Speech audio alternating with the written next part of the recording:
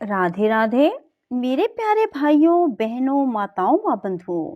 मार्गशीर्ष मास के मंगलवार के दिन मैं आपके लिए लाई हूँ भगवान श्री राम जी की कथा। बंधुओं, जिसे सुनने मात्र से राम जी आप पर अपनी भरपूर कृपा बरसाएंगे। बंधुओं, आपकी हर मनोकामना पूरी होगी। बंधुओं, यदि आपने हमारे चैनल को अब तक सब्सक्राइब नहीं किया तो जरूर करें और बेल आइकन दबाना ना भूलें ताकि आपको हमारी आने वाली सभी वीडियोस की जानकारी सबसे पहले हो सके। बंधुओं, वीडियो को पूरी सुनने के बाद कमेंट बॉक्स में जय श्री राम जरूर लिखें। बोलो राम भगवान की जय हो। श्री राम ने विभीषण, हनुमान, नल, नील अन्य सभी को गले से लगाया और उनके दिव्य स्पर्श से वह सभी रोमांचित हो गए। इसके परिणाम स्वरूप उन सभी की थकान पल भर में दूर हो गई तथा शरीर पर हुए सभी घाव निमिष मात्र में भर गए। श्री राम के प्रसन्न वदन को देखकर सब वानर उल्लसित हो उठे। वानरों पर राम की कृपा दृष्टि की वर्षा हुई।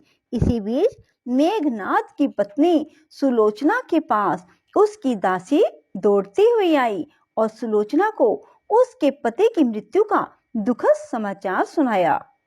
रावण ने कहा, अभी तक मेरा विश्वास था कि यह लघु कार्य मेघनाद या कुंभकर्ण द्वारा पूर्ण किया जा सकता है, किंतु अब मैंने अपने नेत्रों से उनके पराक्रम की असफलता देख ली। मैं बहुत लज्जित हूँ। मेघनाद वानरों के आक्रमण से मर गया। वानरों द्वारा मरने वाले वीर योद्धा होने का दावा कैसे कर सकते हैं? रावण ने सुलोचना को धैर्य देने का प्रयत्न किया। उसने कहा, आदरणीय नारी, तुम दुखी मत हो। तुम मुझे इस प्रकार का पराक्रमी मत समझो। मैं कुछ समय में ही तुम्हें शांत कर दूंगा। तुम रणभूमि में मेरा घोर पराक्रम देखना। जिन्होंने तुम्हारे पति का वध किया है, मैं उन सभी के सिर काट कर अपने साथ ले आऊंगा, इसमें कोई संदेह नहीं। इस प्रकार रावण ने सुलोचना के समक्ष आत्म प्रशंसा की एवं गर्व से फूल गया और गुस्से से लाल पीला हो गया। यह शब्द सुनकर बुद्धिमान और गुणवान सुलोचना ने कहा, हे दशानन, क्या आपके मन में तनिक भी यह आशा है कि आप विजय प्राप्त कर लेंगे? आप भ्रम के गहन अंधकार में पतित हैं। मैं अपना क्रोध और निराशा इतने समय से निगले रही क्योंकि मेरे विचार से ससुर का विरोध करना उचित नहीं था तथा इस विषय में आपको समझाने का प्रयत्न करना भी व्यर्थ था। आपका क्रोध ही इस द्वीप के राक्षसों के नाश का मूल कारण है। मैं आपको बता दूं कि आपके लिए राम पर विजय पाना असंभव है। यह निर्विवाद सत्य है।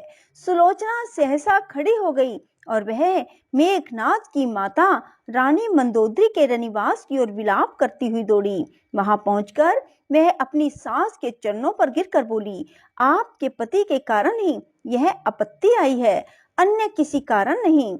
आप भी उस विपत्ति से नहीं बच सकती जो आजकल में आप पर आने वाली है।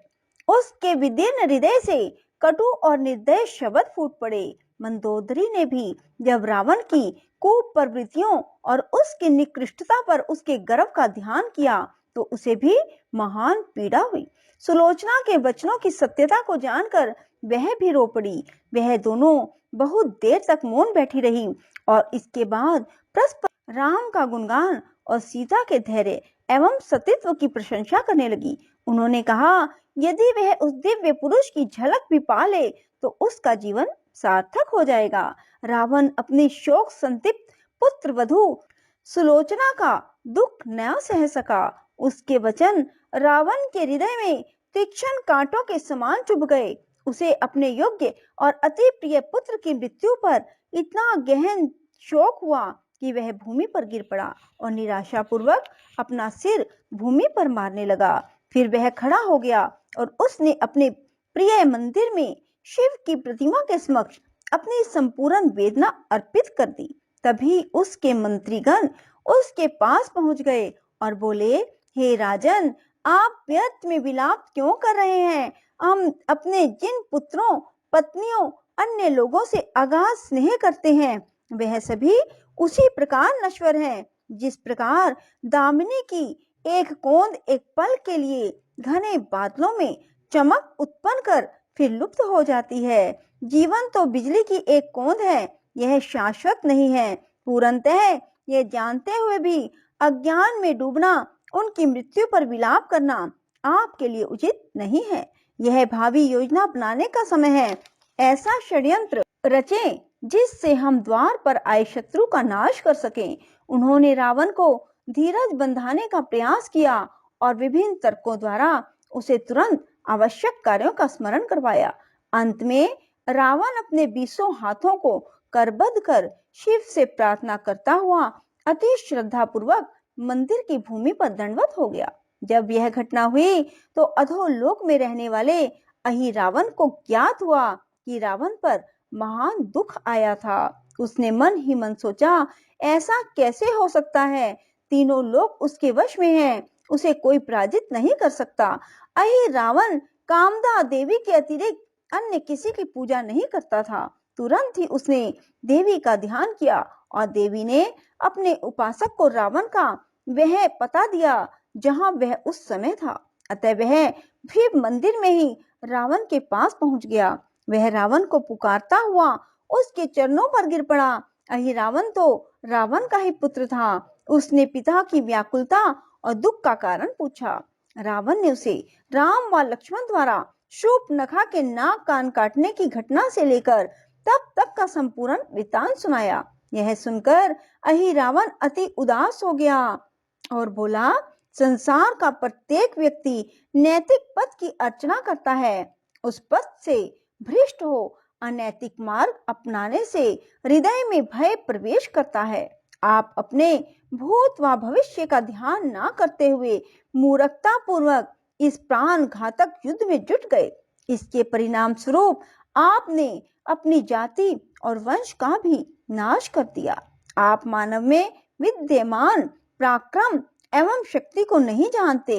आपने महानतम मानव को लघुतम एवं निम्नतम गिना है और निम्नतम गिना।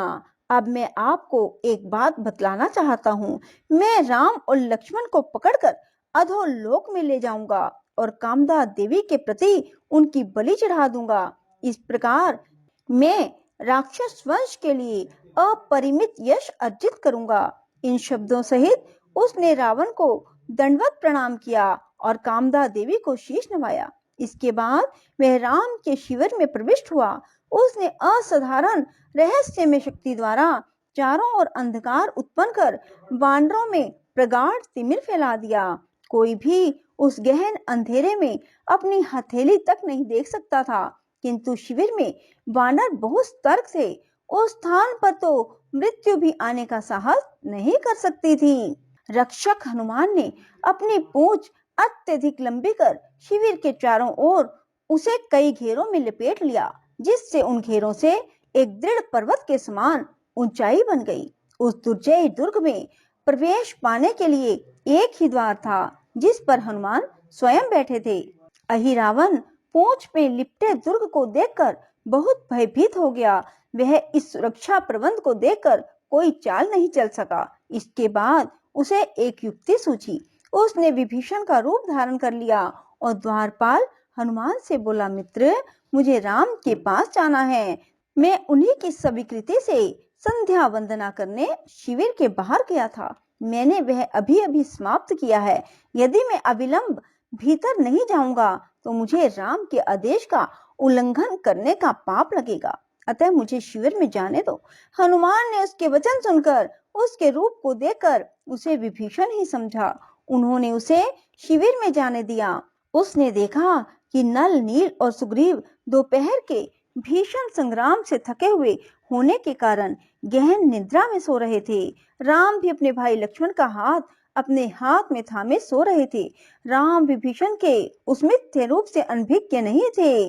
मानव रूप में अवतार लेने का उद्देश्य था पृथ्वी पर संपूर्ण राक्षस जाति का नाश करना। यदि रावण के वंशज पाताल में भी जीवित रह जाते तो राम का कार्य अपूर्ण रह जाता। इसलिए उन्होंने ऐसा प्रदर्शित किया कि मानो वह अहिरावण की चाल से अनभिज्ञ थे। कोई भी राम की लीला नहीं जान सकता। वे स्वयं ही जानते हैं कि किसका, कहाँ, कब और किस ढंग से नाश करना है। वह अपने ही ढंग से निज निर्देश अनुसार नाटक करते रहे।